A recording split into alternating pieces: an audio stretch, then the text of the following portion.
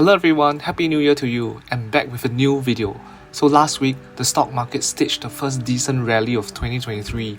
Friday's strong session saw S&P 500 and Nasdaq clinch their first weekly gain in 5 weeks. Great start to the year, huh? But here's the thing, it's only the first week of the year. Hence, what should investors expect in the year ahead? So in this video, I will be covering my expectations and thoughts of 2023's US stock market, as well as my investment strategy. So do stay tuned to find out more. Alright, so 2023 was off to a good start after December's jobs report and an economic activity survey showed signs that inflation may be cooling. This is also kind of signal that the Fed's interest rate hike campaign is taking effect. Personally, I believe the rally was likely due to wage growth has slowed down, despite non-farm payrolls rose by 223,000, which is above the estimate of 200,000, but wage gains were lesser than expected. The average hourly earnings rose 4.6%, while analysts had expected a 5% pop. To explain a little more, a slower wage growth is seen as a positive sign in the fight against inflation, as people have lesser money to spend. Anyway, this is only one step in the right direction. More progress will definitely be needed. To be transparent with you guys, the unemployment rate has fallen to 3.5%, the lowest since 1969. This means that the job market is still strong. People still have jobs and have money to spend. I think it's kinda sad that the Fed or investors are hoping for more people to lose their jobs so that inflation can go down. But that's a different topic altogether. Anyway, so what's the market outlook ahead? At this stage, the various inflation-related stats, data points and reports we had over the last 2 or 3 months will not be enough to dissuade the Fed from making additional rate hikes, let alone a rate cut. This is not my assumption, alright, as the latest FOMC meeting minutes has indicated Fed's commitment to keep interest rates high in 2023. Basically, the US Central Bank is of the view that it will be some time before interest rates can come down. I mean, they cannot risk declaring victory against inflation prematurely. Otherwise, we will go back to square one again, and that will be even more painful for the stock market. Therefore, with this in mind, many investors are not expecting interest rate reduction for the whole of 2023. Anyway, to me, this is nothing new. It is something that they and we have been talking about for the last few months. Okay, specifically for the week ahead, mark your calendar for 12th January, as that will be the first CPI data that is to be announced in 2023. Wall Street anticipates a relatively cooler inflation data of 6.5% versus the previous month of 7.1%.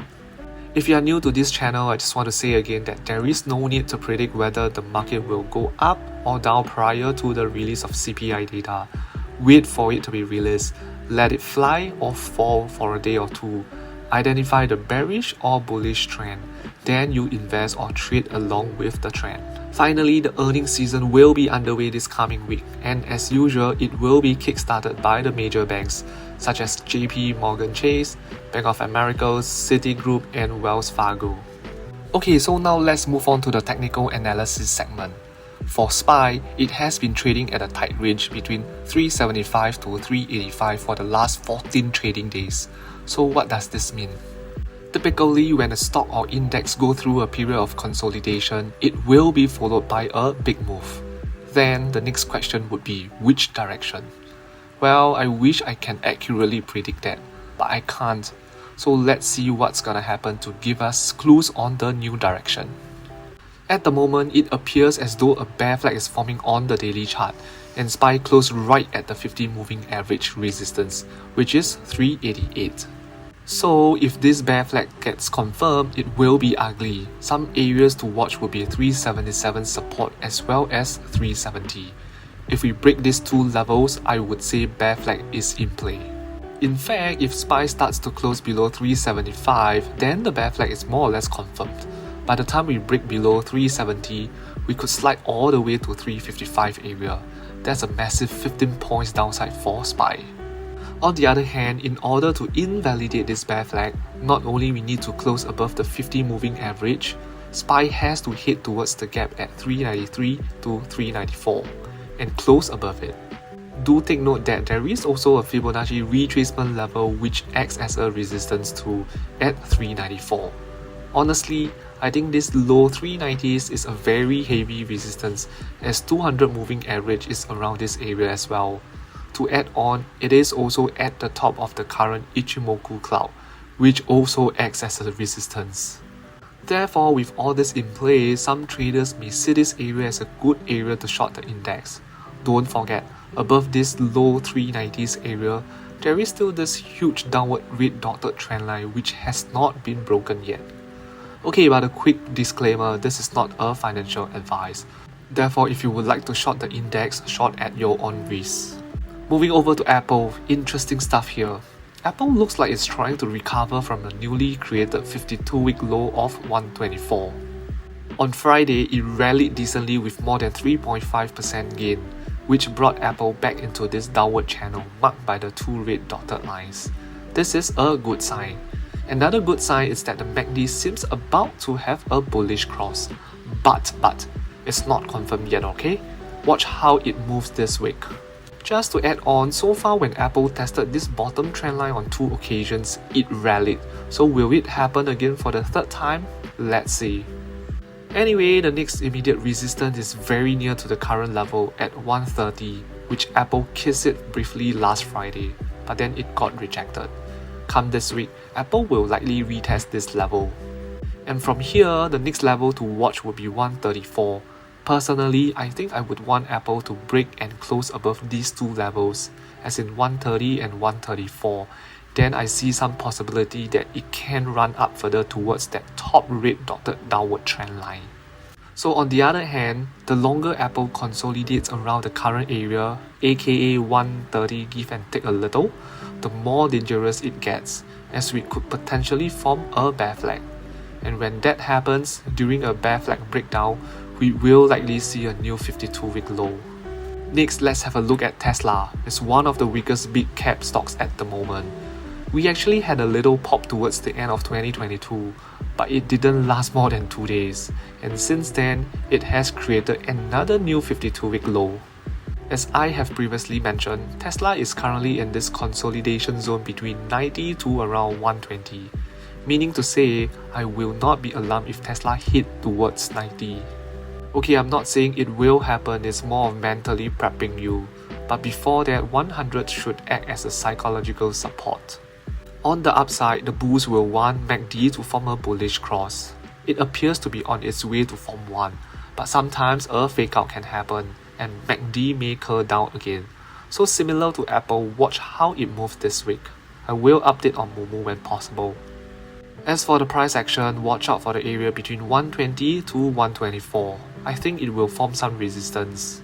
Only when Tesla can break and close above this area for say at least 2 days, then we could potentially fly towards 140 or even 150.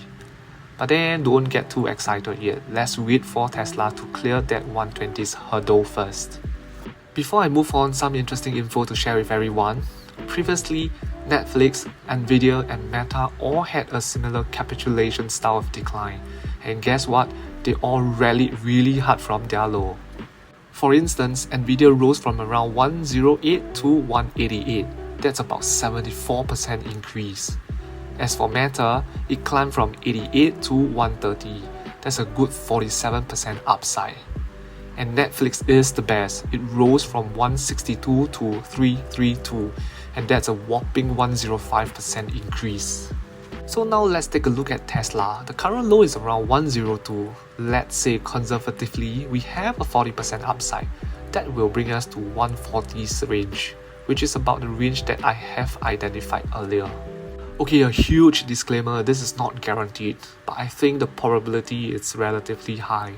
Again, with two caveats. First, I am not sure if 102 is the current bottom. And second, even if we have a 40% rally, when will that be?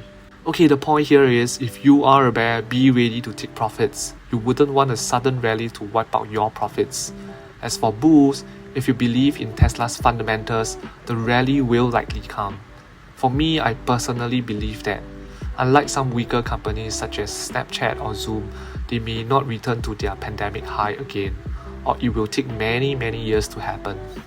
Alright, moving on to Microsoft. This should be a quick one. I only wanted to share that Microsoft is touching and about to enter this bottom consolidation zone that I have previously talked about. I think at least about half a year ago. In fact, Microsoft went in once the other time and I dipped my toes in a little by picking up some shares. Right now, it's floating right above this zone. So if it goes in this week, I will pick up more shares again. But I thought I should also caution everyone that when it enters this zone, just don't be too alarmed if it ever goes towards the bottom of the zone at around sub 200. On the other hand, if the market decides to rally and Microsoft goes along with it, I think we can expect the gap between 232 to 237 to be filled, before hitting resistance at around 239 and 244. Okay, the final stock of this video, Nvidia. Ever since I talked about the shooting star candlestick on the weekly chart about 3 weeks ago, Nvidia has been trending downwards and has dropped by about 20 points from 160s to 140s. So what's next? Looking at the daily chart, quite a similar 1-2 SPY. A bear flag seems to be forming, but we are not there yet. So how do we confirm? Keep an eye on the green support line at 154, and coincidentally that's where the 50 moving average is as well, hence double resistance. So if Nvidia can break and close above this level, great, it could then potentially head towards 167, which is the 200 moving average, or even fill the gap at 173 to 174. That's a close to 20 points upside from 154. On the other hand, if a bear flag is formed, don't be too shocked if we slide back to 120's range, and that's 20 points downside. Well, a potential 20 points up or downside. If you have the guts, go ahead and trade it. You will be rewarded handsomely if you get it right. Some thoughts from me on 2023's US stock market. Personally, I think this year will remain weak and tough, pretty similar to 2022, at least for the first half of the year. Mainly due to several existing headwinds such as high interest rates, potential higher unemployment rate as more companies are either freezing or cutting their headcount, weak economy, slower company growth with weaker demand for services and products, and yes, not forgetting the recession that everyone has been talking about. To add salt to the wound, there is no end in sight for Russia and Ukraine war yet. As earlier mentioned, Fed is almost unlikely to reduce interest rate this year, so it will still be a challenging year for businesses and the US stock market in a high interest rate environment. Personally, any pause from Fed on the rate hikes would be considered as good news. I think CPI data, together with other economic reports for the next quarter or so, would be quite crucial.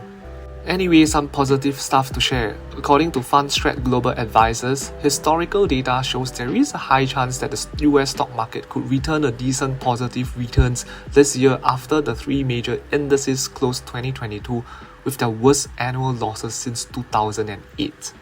To add on, Sam Stovall, a historian and chief investment strategist with CFRA Research, pointed out that following the 21 down years for S&P 500 since 1945, the index has gained 81% of the time the following year.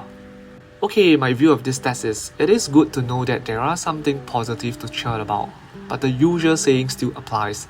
That is, past performance does not guarantee future results. It's all about probability. Whether the stock market can turn positive this year, I think it hinges on whether some of the 2022's headwinds can be converted into tailwinds.